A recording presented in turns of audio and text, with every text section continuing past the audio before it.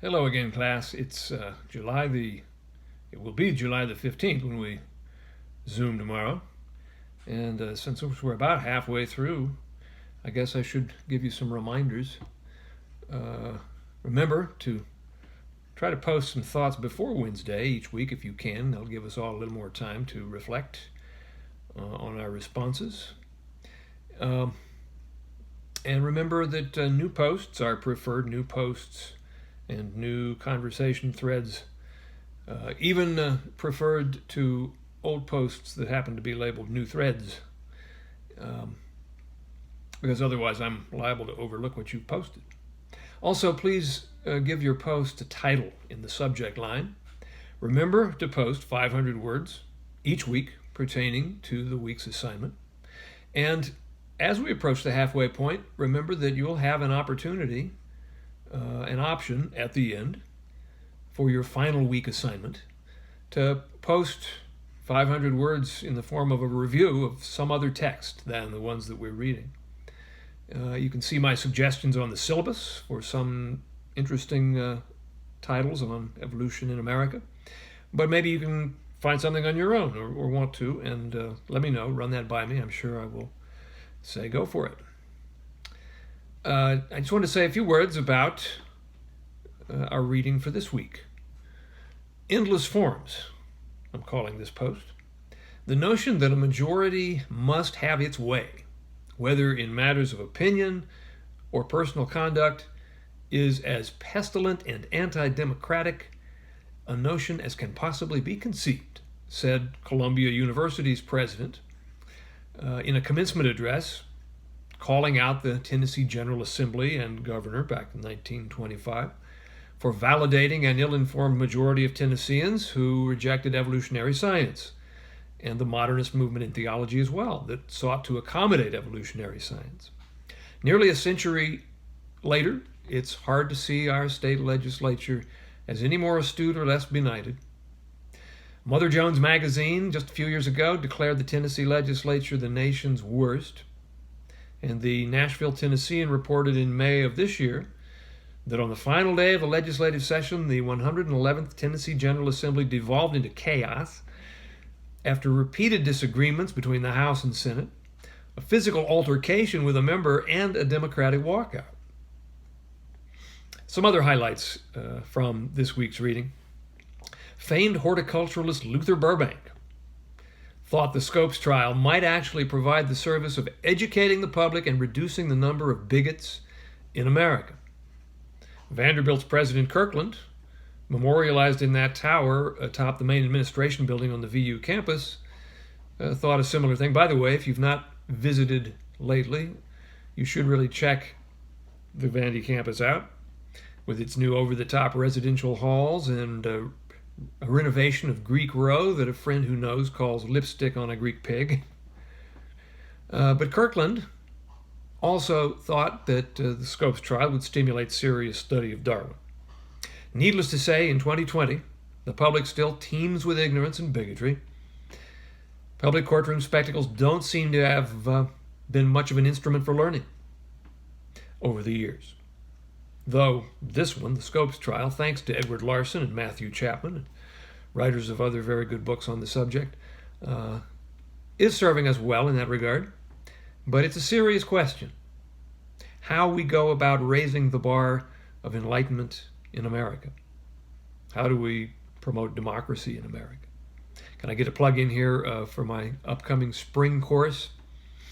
Probably remote. Stay tuned on that front. Called Democracy in America. I think it's the natural sequel to Evolution in America. But anyway, it is a serious question. How do we do that? How do we raise the bar? How do we address ignorance and bigotry and create the conditions that make a healthy democracy possible? I don't think many people think that our democracy is very healthy at the moment. I used to think that the internet was going to help. And I don't know, is it too soon to despair of that? It's something we can talk about. Scopes' army, one reporter called it.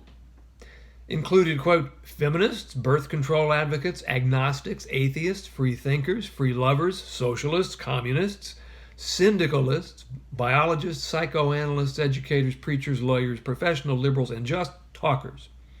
Some of my best friends are canvassed in that impressive list that in 1925 was meant to scare the bejeebers out of newspaper readers, especially the talkers.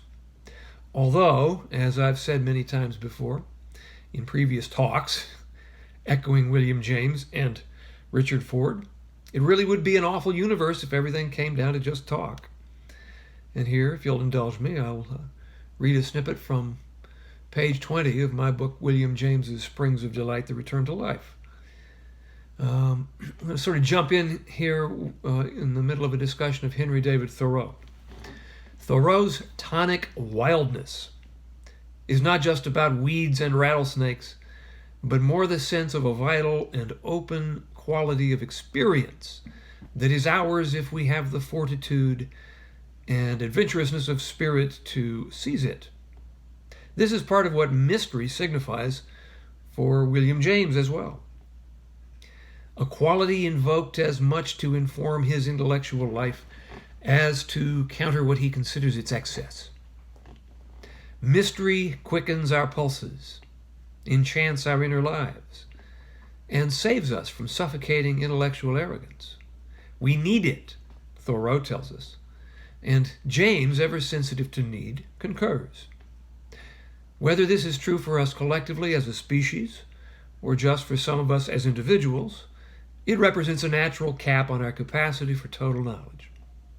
Thoreau and James both imply that the mystery of life is palpable and perceptible for those who allow themselves the luxury of stillness in which to appreciate it. But teachers are not still.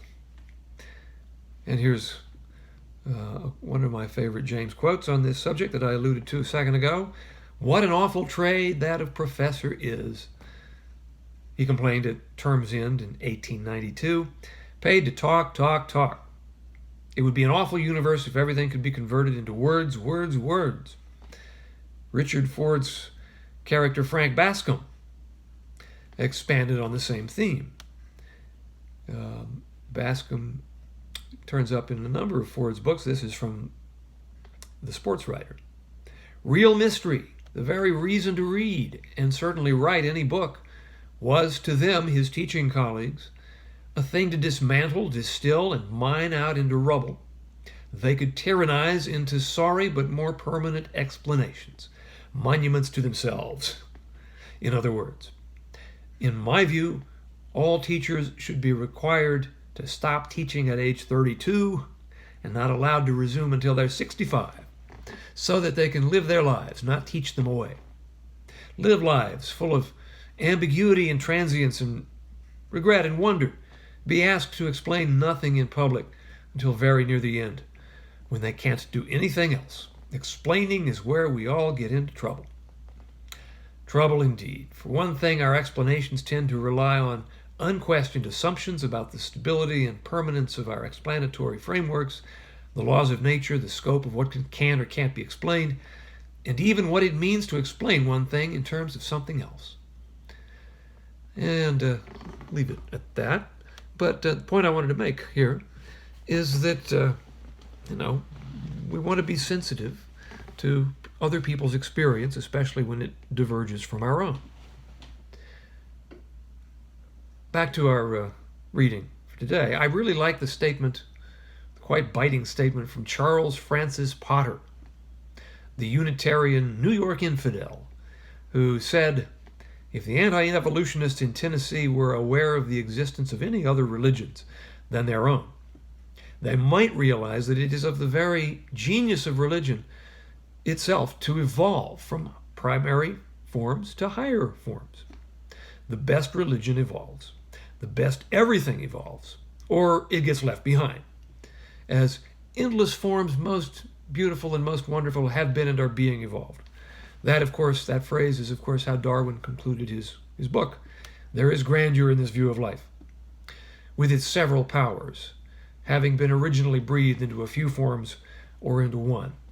And that whilst this planet has gone cycling on according to the fixed law of gravity, From so simple a beginning, endless forms, most beautiful and most wonderful, have been and are being evolved. They still don't have much use for Unitarians in Tennessee. I have a story about that if anybody wants to hear it, but not now. William James died in 1910, so he wasn't around to enjoy the spectacle of scopes. But he would have been fascinated and repelled by the intransigence and intolerance on display in Dayton. His work, The Varieties of Religious Experience, respects the role of faith in anchoring human beings to their lives and projects, but also respects the role of science in liberating us from superstition and fear. He said, "I believe myself to be probably permanently incapable of believing the Christian scheme of vicarious salvation, and wedded to a more continuously evolutionary mode of thought." James considered philosophies religious if they reflect and support a personal style of confronting life and enabling their possessors to act, hope, and dream instead of withdrawing in resignation and despair. And he defended humanism, holding a view pretty close to Clarence Darrow's.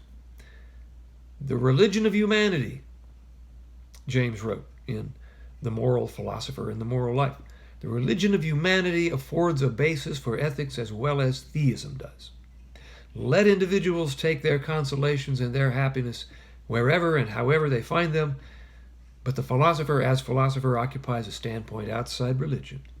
And the same can be said for the science teacher as science teacher. Religion is not science, though both spheres of life have their place.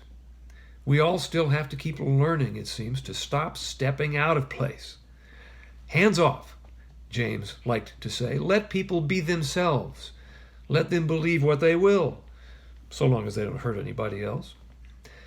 But also let educators teach what we've learned about our shared life in the natural world. Above all, live and let live." See you in Zoomland, class.